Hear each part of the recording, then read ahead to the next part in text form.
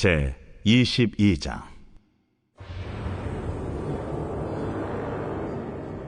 사람이 소나 양을 도둑질하여 잡거나 팔면 그는 소 한 마리에 소 5마리로 갚고 양 한 마리에 양 4마리로 갚을지니라.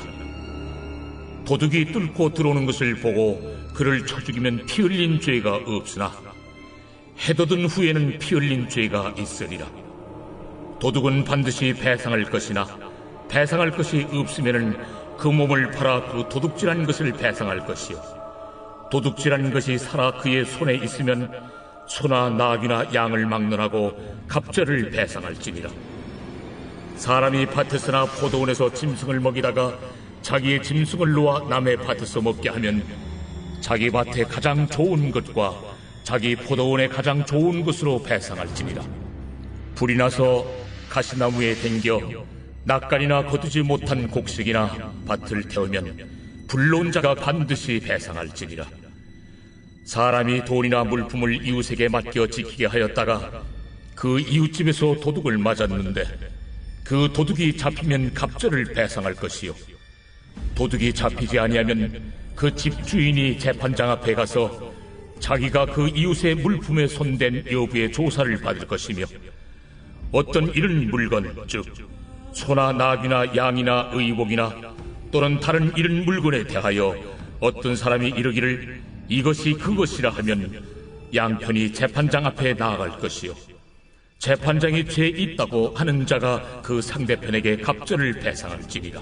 사람이 나귀나 소나 양이나 다른 짐승을 이웃에게 맡겨 지키게 하였다가 죽거나 상하거나 끌려가도 본 사람이 없으면은 두 사람 사이에 맡은 자가 이웃의 것에 손을 대지 아니하였다고 여호와께 맹세할 것이요, 그 임자는 그대로 믿을 것이며 그 사람은 배상하지 아니하려니와, 만일 자기에게서 도둑 맞았으면 그 임자에게 배상할 것이며, 만일 찢겼으면 그것을 가져다가 증언할 것이요, 그 찢긴 것에 대하여 배상하지 아니할지니라.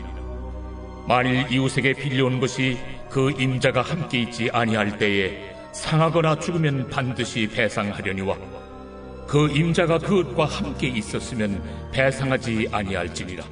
만일 세낸 것이면 세로 족하니라.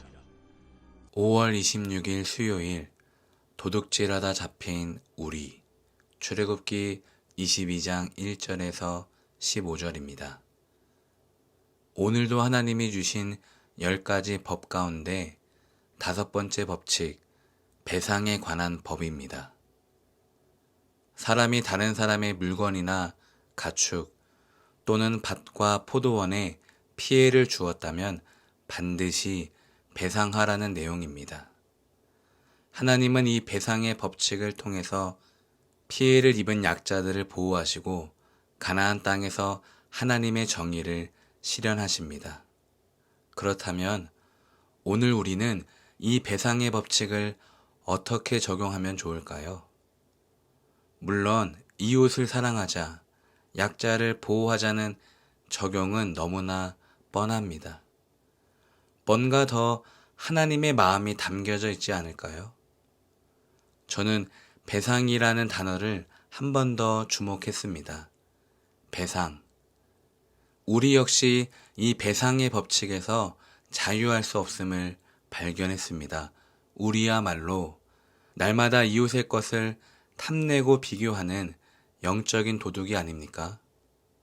우리 역시 이 법칙에 따라서 손해를 끼친 이웃에게 반드시 배상해야만 합니다. 그러나 하나님은 우리가 지은 죄에 대한 배상을 스스로 부담하셨습니다. 죄를 지은 건 우리 자신이고 배상을 해야 하는 것도 우리 자신인데 하나님이 배상하셨습니다. 왜냐하면 우리가 갚을 수 없기 때문입니다. 그러니까 율법이라는 게 참 신기합니다. 우리를 정죄하고 못살게 굴고 우리를 죽이려는 게 목적이 아니라 결국 율법을 통해서 나의 죄성, 나의 형벌, 나의 못갚음을 깨닫게 만드시고 그 율법대로 배상이든 속죄금이든 자유인으로 해방이든 하나님은 우리를 살리시고자 율법 속에 살 길을 만드십니다.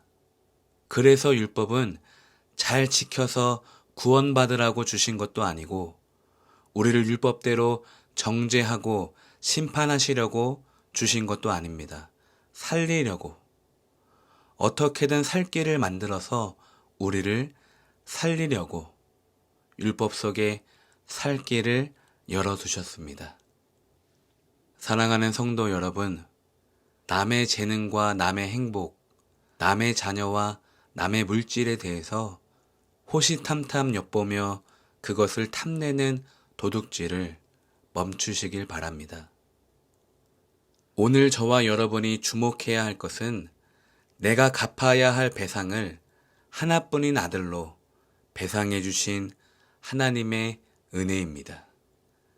그 은혜만 기억하세요. 남이 어떻든 상관없습니다. 은혜만 기억하여도 남을 사랑할 수가 있습니다. 은혜를 까먹으니까 남도 사랑할 수 없는 것입니다.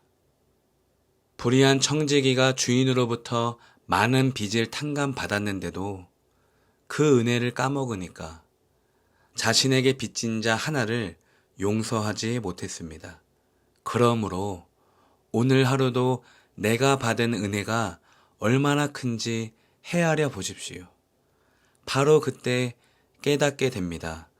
내가 가장 큰 죄인이었구나. 기도하겠습니다. 하나님, 그렇습니다.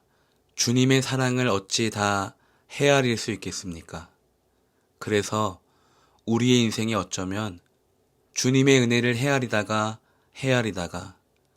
끝내 다 헤아리지 못하는 은혜만 헤아려도 부족한 인생임을 이 시간 고백합니다. 오늘도 내 눈에 들보를 떼어 주십시오. 들보 때문에 형제가 안 보입니다. 들보 때문에 가족이 안 보입니다. 들보 때문에 나의 죄가 안 보입니다. 주님, 다시 살게 된 목숨 무엇으로 갚을 수 있겠습니까? 은혜 받은 자에게서 무엇을 원하십니까? 예수님의 이름으로 기도드립니다. 아멘.